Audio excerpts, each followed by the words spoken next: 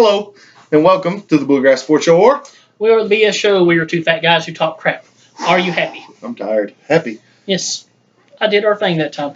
I didn't say anything about the bend and snap. I didn't say anything about bright smiles. We are two fat guys who talk crap. Listen, I'm tired, guys. So Not tired, sleepy. Tired, out of breath because I'm fat. And he's tired because he's got beat for the second time in a week. He's a douche. Anyway. Horse. Two of them. Just saying. Oh, gosh. Anyway, I'm Carl. I'm Perry. The animal. You kind of look like a cheetah. Or a tiger. I don't know. Give me that. Okay. I was playing with it. So I don't even know what that is. Today we are coming at you with our picks for the top 5 college basketball programs ever. And I thought you were going. Our goal today is to, as unbiasedly as possible, explain why everybody's behind Kentucky. So,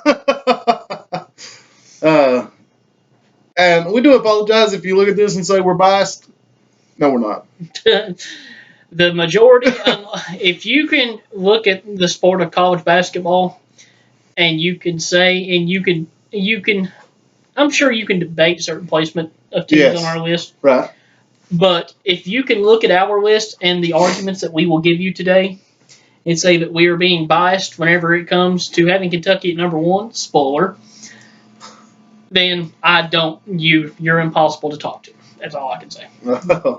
And, sorry, but it is what it is.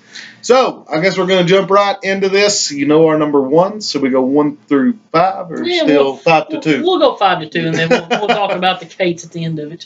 All right. Well, you go first. Number 5, I had the UCLA Bruins. 11 national championships, 1,849 wins, 17 Final Fours. They would have 18, but they had a Final Four vacated in 1980.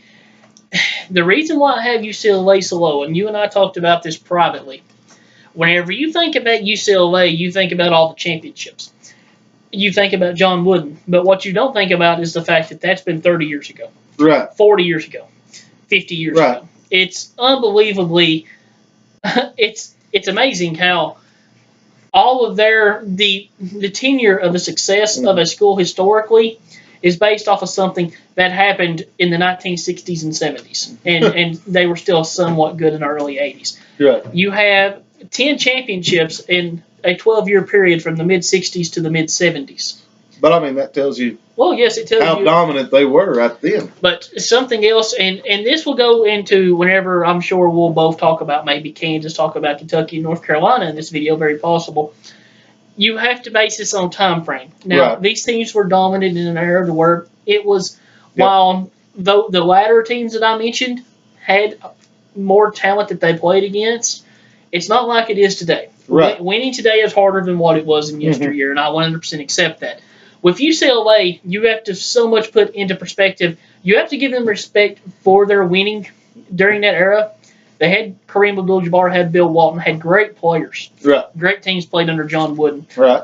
But you have to put so much into perspective as the competition they had to play. Mm-hmm. Now, they still won the games, so they beat who was in front of them, so that is what it is.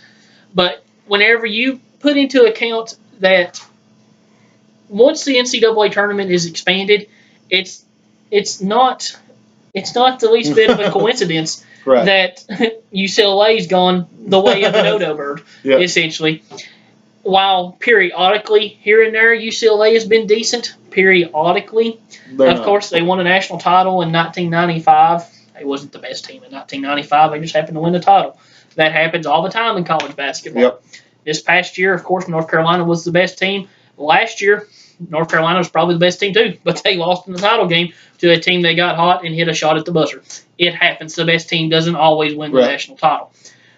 But whenever you look at UCLA historically, all their success is in the 60s and 70s. Yep. You have one title in the mid-90s. You have decent success in the mid-2000s with Darren Collison, Russell Westbrook, Kevin Love, that group of guys under Ben Howland. And then you have what little success you have now out west that just come off Alonzo Ball. It's not serious success. It's just they're winning games and relatively top 4 to 5 seeds in the tournament. on a yearly basis. But whenever you're basing this on all-time records, all-time schools, I seriously considered it was a minor thought, but at a moment I almost gave thought to putting UCLA. No, I'm sorry, UCLA is on the list. I almost put UConn on this list over UCLA. I value what UConn has done in the last 20 to 25 years as much as what I valued UCLA doing what they did in the 70s. Right. But I didn't because the whole package, UCLA is still better. Right.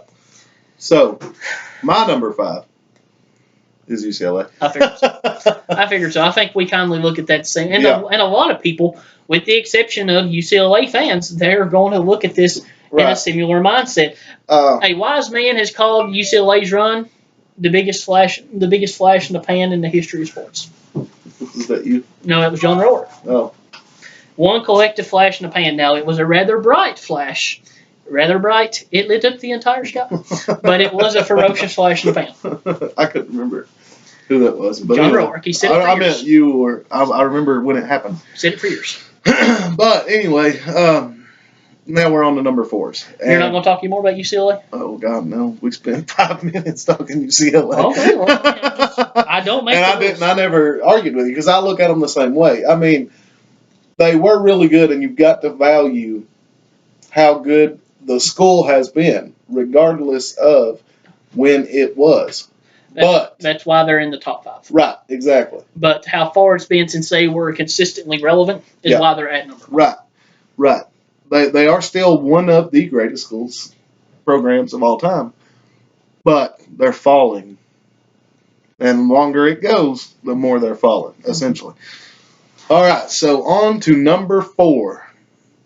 This is where I have Kansas. As do I. Okay. I like that collaboration. So you have numbers. I do have numbers. You always have numbers. So give me numbers. Kansas historically, 2,217 wins all time. That is second. Mm-hmm. Of course, only 3 national titles, only 13 Final Fours. So whenever you put it into perspective, a lot of times I look at Kansas, and you can chirp in where you'd like to with information about this. Kansas historically has been a really good regular season team, but an underachieving team in postseason play. Mm-hmm. A lot of people on a yearly basis talk about that with Bill Self. He's a top 2 seed every single year in the tournament, but you can always fall short. You can almost always not only fall short, you can almost always book it that he doesn't get past the Sweet 16. Right. So he's been to a couple of Final Fours at Kansas, but he's been upset by some just atrocious teams compared to what he had in the tournament. And it goes more than just Bill Self. It's the whole package with that. Kansas historically, great regular season. You can't blame that on one coach and say, well, they have had Bill Self for years. Well, you look at Kansas, I'll look at it this way to defend why I'm saying they're a regular season great team, not as much a tournament team. Right. 3 national titles is fantastic. It's still good, very nice. But not compared to the other teams on this list. Not the teams above it, I agree.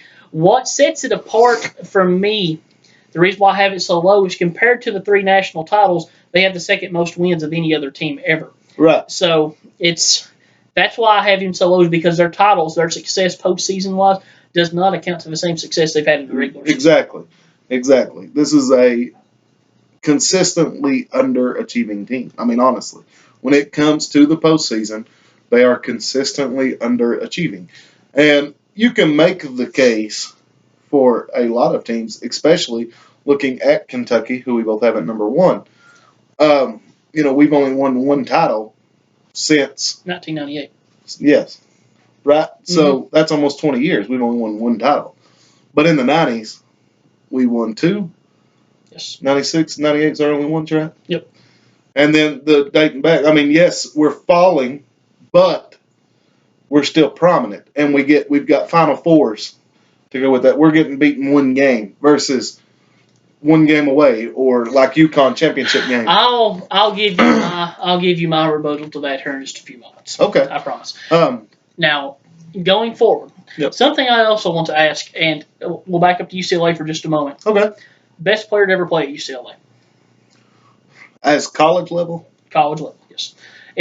Just college and then on to the pros, if you want to put it that way. What they did in college, and then went on the best player ever to carry the UCLA banner. That's got to be Creed. Okay. If you count pros, too. Okay, Kansas. Who's yours? Wilt Chamberlain. Oh, yeah, he did play at Kansas. Yes, Wilt. Yeah, definitely. That's it then. I mean, you've got people that could say, "Hey, look at me for UCLA," but nobody's going to touch Kareem. No, and I forgot Wilt went to Kansas. The only person that could remotely touch Wilt for Kansas would be Paul Pierce, but I think it's a drastic. Pierce was good, but he ain't that good. Pierce isn't near the. He ain't Wilt Chamberlain. No. Pierce isn't on that Kobe Bryant level. Much less a Wilt Chamberlain. It's truth. I agree. But what we're going to look into at this point is going to our number threes, and this is where I have Duke. I have Duke at number 3. Me too. I fought with putting Duke at number 2. I fought with it. I didn't. The reason why I did not, allow me to provide you with some statisticals. I have no idea what I just said. Statisticals. Okay. Duke, 2,115 all-time wins. That is good for 4th all-time. That's what I was going to say. They have 5 titles and 16 Final Fours. They are 4th all-time in Final Fours. The reason why I have Duke at number 3 is because and I'll go ahead and branch on into my number 2. Number 2 is where I have Carolina. Me too. And that's who I was fighting with. This list is ridiculous. Because I could almost justify having Carolina behind Duke and Duke at number 2. What sold me on it, Carolina just won their 6th national title. Mm-hmm. Now, we're not going to worry about scandals. We're not going to worry about the fake classes and anything. No. This is just talking about success that's we already in the went history off that. at this point. Whenever you look at Duke's, while they were relevant, they were contenders, not necessarily on a yearly basis, but you would see them in Final Fours here. You would see them in national title games there. Before Coach K, Duke has 2,100 wins, over 1,000 of them under one coach. Right. So the majority of Duke's history, and we're going back, I think Cody Johnson said 1980. It was K's first year, 79 or 80. So you're looking back 35 to 40 years. So you've got that window that you're trying to compare. It's kind of like why I almost considered UConn over UCLA, such a smaller window compared to a broader window. You're trying to compare a smaller window with Duke versus a broader window with Carolina. And to me, while I think if things stay the way they are, I think Duke will surpass North Carolina someday. Yes. But it's not. And I was going to say this in defense to Duke. If we're looking past 30 years, we'll say it's from 1990 till now, Duke's number 1 on my list. Seriously. 1990 to now? Yep. Well, I got Duke at number 1. I'm going to back it up just a little bit more. Well, you can go a little Coach farther. K has won 5 national titles. Right. That is fantastic. Absolutely. He's tied, or actually passed Adolph Rupp in regards to that. He's got 5 titles now. Whenever you think back, if he started at Duke in 79 or 80, a lot of people want to say the Coach K era to now Duke has been predominantly the better college, the better team. Carolina's also won 5 titles in that window. Right. Now, nobody may have won as many games as Duke. That's possible. I don't know that direct record. That is definitely a possibility. But whenever you go with titles, Carolina right there with them. has won 5 from 1980 till now. Kentucky's, if you back it up 2 years to 1978, just 2 years, Kentucky's won 4. So back to what you were saying, it's been we've won 1 title in 20 years since 1998. We have. We've only won one less title in that same window than what Duke and Carolina has. Right. So I don't think it's... Yeah, it's a different ballgame now. It's different. Exactly. It is different. And if you go since 1990, of course, that's where all K's titles have been. Kentucky's won 3. Also, UConn's titles, yes. UConn has won 3 in that window. I think so. Yes. I think so. No, let's see, 4. 4 in Has that it been window. 4? They won in 99, they won in 04, they won in 2011, and won in 2014. So they won 4 in that window. Yep. So everywhere from Kentucky and UConn with 4 apiece, and then Carolina and Duke with 5 apiece. Right.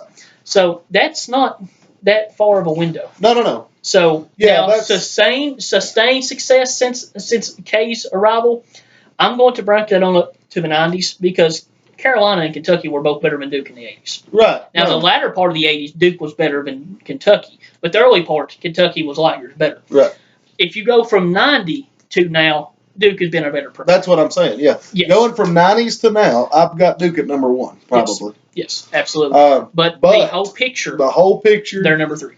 Yep, I completely agree. Now, with number 2 to Carolina, 6 national titles, 2,206 wins, which is good for third all time. 20 Final Fours, and that is an NCAA record. Right. Okay, so that is why I have the University of North Carolina at number 2. Now, who would you have as North Carolina's greatest player of all time? Really? I'm just asking. Michael Jordan. Michael Jordan, who would you have at Duke? Mm. This one's easy for me. Who? Grant Hill.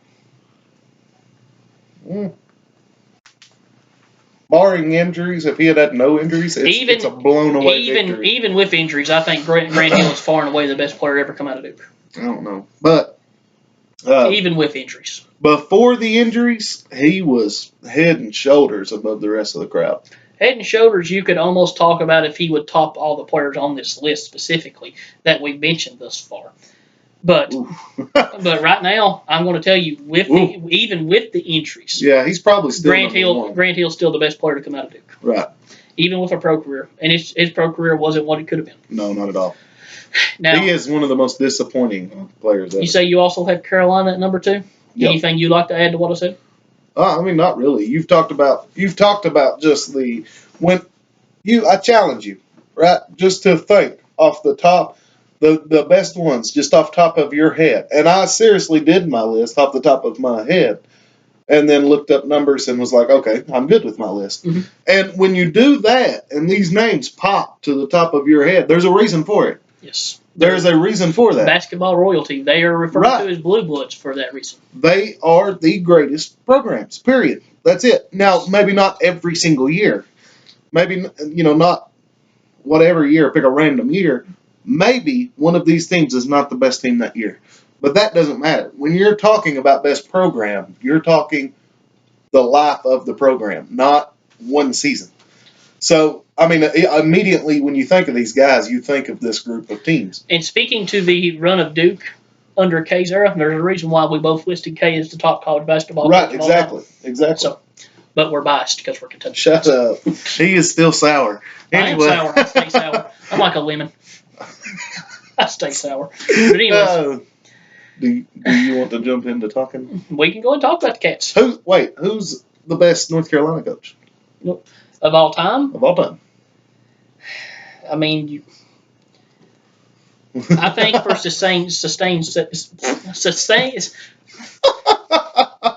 for we cannot speak the English. For sustained success, Dean Smith. Yes. But I think Roy Williams is knocking on the door. I don't really like Roy Williams. I don't like Roy Williams either, but you can't deny the fact that he's won 3 national titles at North Carolina. But he's won half. Handed over a great team. No, he wasn't.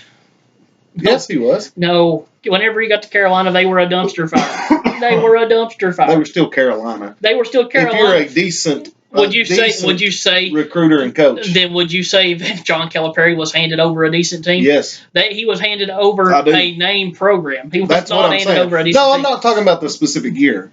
But if you're wanting to make that argument, how good did he do the next year? Right?